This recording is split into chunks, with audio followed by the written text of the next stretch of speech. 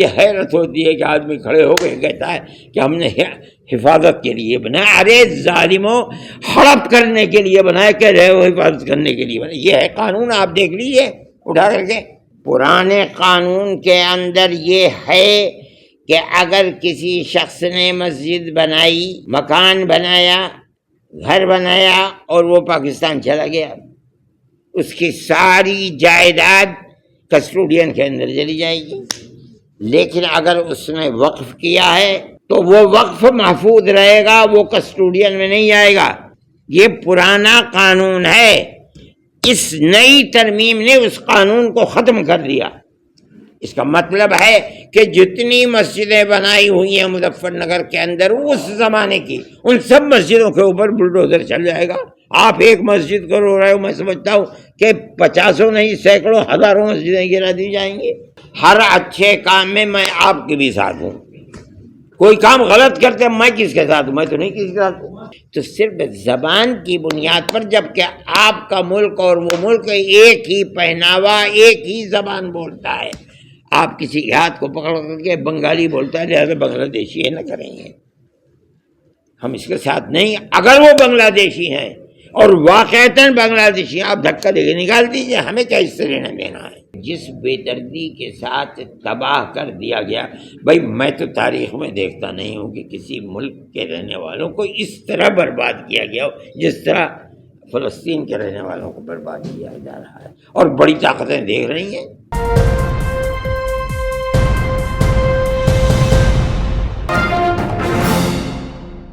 نہیں میں کل وہاں کے ایم جی ڈی کمشنر نے اس کو پوری مسجد کو ہی گرانے کا اعلان کر دیا. ایک مسجد 50 مسجدیں گر گئیں اور 50 مسجدیں گریں گی. پرانے قانون کے اندر یہ ہے کہ اگر کسی شخص نے مسجد بنائی، مکان بنایا، گھر بنایا اور وہ پاکستان چلا گیا، اس کی ساری جائیداد کسٹوڈین کے اندر چلی جائے گی. لیکن اگر اس نے وقف کیا ہے تو وہ وقف محفوظ رہے گا، وہ کسٹوڈین میں نہیں آئے گا. یہ پرانا قانون ہے. اس نئی ترمیم نے اس قانون کو ختم کر دیا. اس کا مطلب ہے کہ جتنی مسجدیں بنائی ہوئی ہیں مظفر نگر کے اندر اس زمانے کی، ان سب مسجدوں کے اوپر بلڈوزر چل جائے گا. آپ ایک مسجد کو رو رہے ہو، میں سمجھتا ہوں کہ 50 نہیں 100 ہزاروں مسجدیں گرا دی جائیں گی. آپ دیکھیے، انتظار کیجئے. قانون یہ اور کہا جاتا ہے، مجھے حیرت ہوتی ہے کہ آدمی کھڑے ہو کے کہتا ہے کہ ہم نے حفاظت کے لیے بنایا. ارے ظالموں، ہڑپ کرنے کے لیے بنایا کہ رہے ہو حفاظت کرنے کے لیے بنایا. یہ ہے قانون، آپ دیکھ لیجیے اٹھا کر کے. دفعہ 108 اور 107. کل سنوائی ہے سپریم کورٹ میں. سنوائی ہے، دیکھا جائے گا کیا ہوگا. ہم سمجھتے ہیں کہ کورٹ جو فیصلے کر رہا ہے عام طریقے کے اوپر وہ فیصلے عدل و انصاف کے فیصلے ہوتے ہیں. ہمیں توقع ہے خدا کی ذات سے کہ عدل و انصاف کا فیصلہ ہوگا. مولانا، مسلم پرسنل لا بورڈ کے ذریعے جو الگ الگ جو پروٹیسٹ کر رہے ہیں، کالز دے رہے ہیں، اس کو آپ لگاتار سپورٹ کر رہے ہیں. میں کہتا ہوں کہ آپ صدر سے پوچھیے جمیعت علماء کے بارے میں، مجھ سے پوچھیے، میں بتاؤں گا آپ کو. جمعیت کتنا ساتھ ہے کتنا ساتھ نہیں ہے؟ کس کے ساتھ؟ آل انڈیا مسلم پرسنل. ہر اچھے کام میں آپ کے بھی ساتھ ہوں. کوئی کام غلط کرتے میں کس کے ساتھ ہوں؟ میں تو نہیں کسی کے ساتھ ہوں. سپریم کورٹ سے جو عبوری روک لگی ہے اس پر مرکزی حکومت کی طرف سے سپریم کورٹ میں حلفنامہ داخل کیا گیا ہے اور اس کو غلط کہا گیا ہے. ہاں، اس کی حقیقت کل کو معلوم ہو جائے گی. ابھی ایوب ظفر صاحب تھے یہاں، انہوں نے وہ بات بتائی تو وہ کہتے ہیں کہ وہ چیز کوئی حقیقت نہیں ہے، اس کے اندر غلط ہے جو انہوں نے حلفنامہ دیا، اور اس کی کل کو حقیقت آ جائے گی سامنے. گجرات میں بنگلہ دیشی بیٹوں کے نام پر 800 سے زیادہ لوگوں کو پولیس نے ہراساں. دیکھیے، اگر غیر قانونی طریقے کے اوپر بنگلہ دیشی ہندوستان میں رہتے ہیں، وہی نہیں، ہندوستانی غیر قانونی طریقے پر سعودی عرب میں رہتا ہے، مجرم ہے، اسے نکال ہی دینا چاہیے. لیکن وہ یہ کہتے ہیں کہ ہم بنگلہ دیشی نہیں، ہم بنگالی ہیں. ہماری زبان بنگالی ہے، چلو ہم تمہیں ملا دیں گے، دکھلا دیں گے۔ اگر ثبوت ہے کوئی کہ یہ بنگلہ دیشی آئے تھے، ویزا لے کر کے آئے تھے، یہاں رہ گئے، گورنمنٹ کے پاس ثبوت ہے، گردن پکڑ کے دھکا دے کے نکال دو۔ لیکن اگر وہ بنگالی ہیں، آسامی ہیں، تریپوری ہیں، اور زبان ان کی وہی ہے جو بنگلہ دیش میں بولی جاتی ہے، تو صرف زبان کی بنیاد پر، جبکہ آپ کا ملک اور وہ ملک ایک ہی پہناوا، ایک ہی زبان بولتا ہے، آپ کسی کے ہاتھ کو پکڑ کر کے بنگالی بولتا ہے لہذا بنگلہ دیشی ہے، نہ کریں گے ہم اس کے ساتھ نہیں۔ اگر وہ بنگلہ دیشی ہیں اور واقعتاً بنگلہ دیشی ہیں، آپ دھکا دے کے نکال دیجیے، ہمیں کیا اس سے لینا دینا ہے۔ حضرت آپ نے کہا کہ اسرائیل اور فلسطین کو لے کر جس طرح کے اضافہ ڈال دیا تھا، اس کے بعد اسرائیل کے خلاف حماس جو ہے سامنے لڑائی ہوئی، لیکن ابھی کچھ دن پہلے کچھ ویڈیوز ایسے سامنے آئے جس میں حماس پاکستان کے کچھ مولانا اور کچھ ان کے ساتھ کھڑے ہوئے۔ آپ کا کیا ماننا ہے، حماس ایک طرف اسرائیل کے ساتھ پاکستان کے میں جانتا نہیں ہوں، یہ آپ کہہ رہے ہیں، میں آپ کی تصدیق کرتا ہوں، آ سکتا ہے کھڑے ہو سکتے ہیں وہ، لیکن حماس جن حالات سے گزر رہا ہے وہ بھی دنیا کے سامنے ہے۔ کس طرح امریکہ کے بنے ہوئے بم سے کس طرح بمباری حماس کے اوپر اور فلسطینیوں کے اوپر ہو رہی ہے، یہ بھی ساری دنیا کے ساتھ ہے۔ ہو سکتا ہے آدمی ڈوبتا ہوا تنکے کا سہارا لیتا ہے، ہو سکتا ہے انہوں نے پاکستان کا سہارا لیا ہو، پاکستان کا سہارا ہو سکتا ہے چین کا سہارا لینے لگیں، ہو سکتا ہے روس کا سہارا لینے لگیں، میں نہیں کہتا ہوں، لیکن میں ایک بات کہتا ہوں کہ جس بے دردی کے ساتھ تباہ کر دیا گیا، بھائی میں تو تاریخ میں دیکھتا نہیں ہوں کہ کسی ملک کے رہنے والوں کو اس طرح برباد کیا گیا ہو جس طرح فلسطین کے رہنے والوں کو برباد کیا جا رہا ہے، اور بڑی طاقتیں دیکھ رہی ہیں۔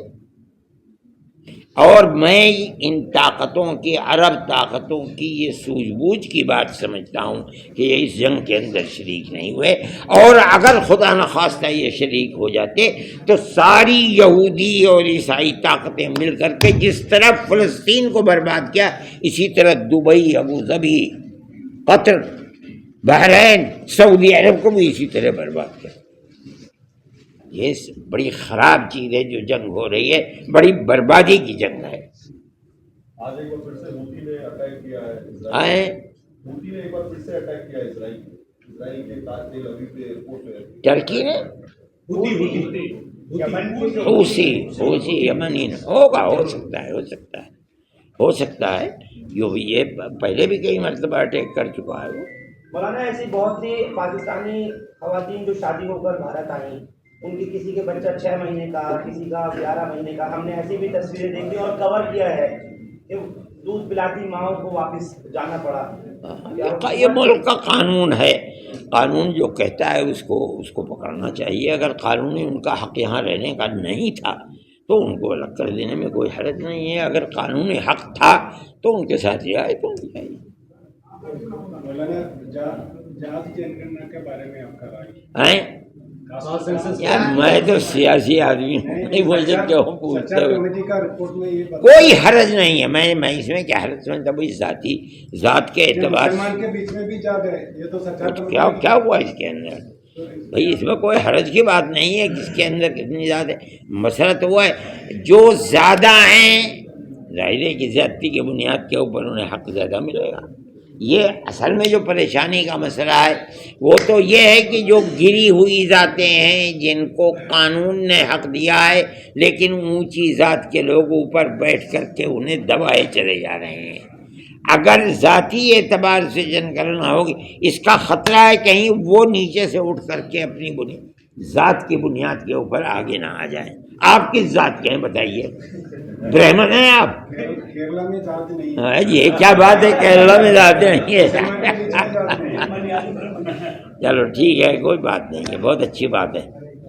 تو جنگ کرنا کیسے ہوگی کیرلا میں جب ذات ہی نہیں ہے تو؟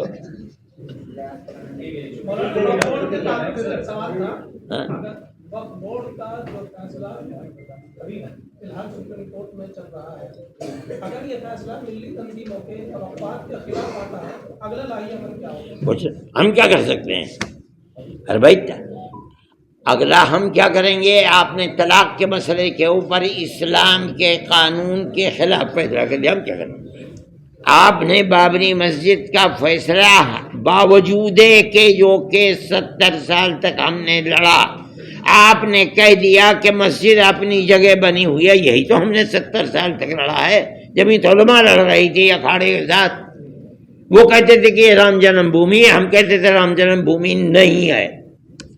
سپریم کورٹ کہہ رہا ہے رام جنم بھومی نہیں ہے، اپنی جگہ مسجد بنی ہوئی ہے، اس کے باوجود آپ نے بابری مسجد دے دی اکھاڑے کو۔ حق ہمارا تھا، دے دیا، ہم خاموش ہیں۔